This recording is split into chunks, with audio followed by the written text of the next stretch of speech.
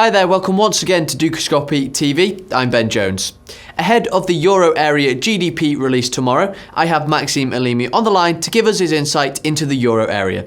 Firstly, Maxime, I'd like to get your opinion on a question that's being asked by many people at the moment. Can Mario Draghi save Europe? Well, I think this would be very difficult, especially because Draghi himself doesn't believe he can.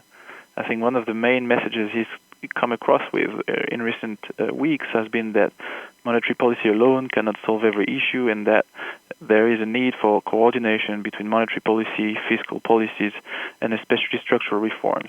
So I think because inflation is too low, the ECB has a duty to do more in the coming months so that inflation can come back to target as soon as possible. But I think it would be foolish to believe that the ECB can do everything and sort every issue in Europe.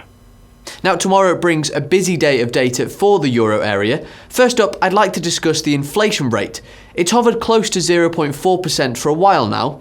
Do you see any major changes, and what would the ECB like to see?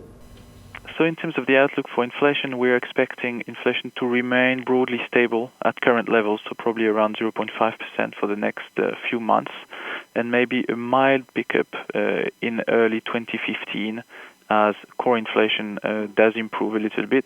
Obviously, the correction in energy commodity markets is a negative for inflation, so we have just started to see that come through in CPI, but this should continue for a few months.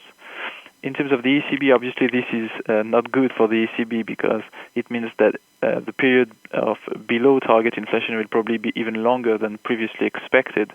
And so this, in our view, means that the ECB will have to do more, especially if the new forecast for inflation that will come up in December shows another downward revision to its own inflation forecast. And finally, the GDP figures are also released. Do you see any increase in growth on an annual basis? Yeah, I do. I think actually what's interesting there is that there has been a lot of concerns about growth in the euro area over the summer. But I think what we're going to see tomorrow with the GDP report is that, in fact, growth mildly improved in the third quarter compared to the second quarter. And we do expect positive growth not only at the euro area level, but also in most countries. In fact, we expect Germany, France, we already had the Spanish numbers to all have an expansion in the third quarter. And that should, to some extent, relieve some of the concerns about a coming recession in the euro area. Maxime, thank you for joining me on the line today. And thank you for watching. Monica Gibson will be bringing you today's Commodities Corner later, so make sure you keep clicking back.